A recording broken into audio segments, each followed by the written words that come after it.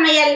இன்னைக்கு என்ன சமையல் பார்க்க போறோம்னா மலேசியாவில் ரொம்ப ஃபேமஸான பைனாப்பிள் சம்பல் பார்க்க போறோம். இனிப்பு புளிப்பு கலந்த கலவையா இருக்கும். சாம்பார் சாதம், ரச சாதம், தயிர் சாதம், வெறும் சாதத்தோட கலந்து சாப்பிட்றதுக்கு இந்த பைனாப்பிள் சம்பல் ரொம்ப சூப்பராக இருக்கும். அதுவும் ரம்ப இலையை பயன்படுத்தி செய்ய போகிறோம். அந்த சுவையான பைனாப்பிள் சம்பல் எப்படி செய்யறதுன்னு வாங்க பார்த்துடலாம். அன்னாசி பழ சம்பல் செய்ய போகிறோம். அதுக்கு தேவையான பொருட்கள் என்னென்னு பார்த்துடலாம். அன்னாசி பழம் ஒன்று நறுக்கி வச்சுருக்கேன். இது மலேசியாவில் டவுன் பண்ணான்னு சொல்லுவாங்க, இந்தியாவில் ரம்ப இலை.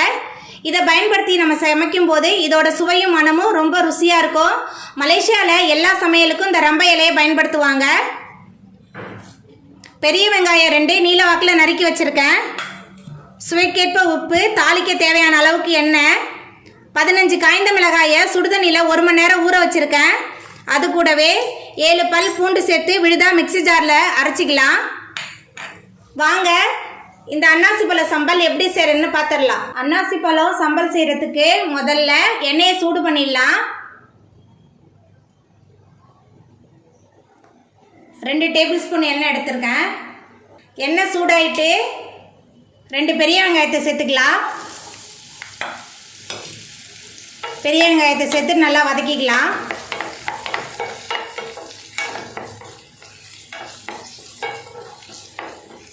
வெங்காயம் நல்லா வதங்கி வரணும், அது வரைக்கும் வதக்கிக்கலாம். வெங்காயம் நல்லா வதங்கி வந்துருச்சு. இப்போ காய்ந்த மிளகாய் பூண்டு 2ஐயும் அரைச்ச விழுதை சேர்த்துக்கலாம்.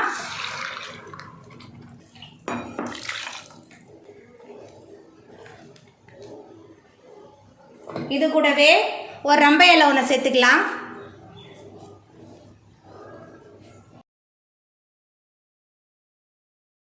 காய்ந்த மிளகாயோட பச்சை வாசனை போகிற அளவுக்கு நல்லா கொதிச்சு வரட்டும். மிளகாய் நல்லா கொதிச்சு மிளகாயோட பச்சை வாசனையெல்லாம் போயிடுச்சு. ரம்ப இலையோட வாசனை ரொம்ப சூப்பராக இருக்குது. இப்போ ஒரு அன்னாசி பழத்தை நறுக்கி வச்சுருக்கோம், அதை சேர்த்துக்கலாம்.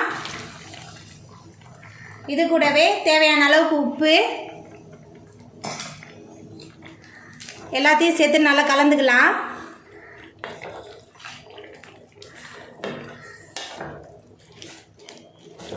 ஒரு 5 நிமிஷத்துக்கு மூடி போட்டு வேக வச்சிடலாம். அன்னாசி பழம் வெந்து வரணும், அது வரைட்டும் வேகட்டும். இப்போ நம்ம திறந்து பார்த்துடலாம். திறக்கும் போதே நல்லா கம கமன்னு வாசனையாக இருக்குங்க. நம்மளோட அன்னாசி பழ சம்பல் ரொம்ப சூப்பராக ரெடி ஆகிட்டு.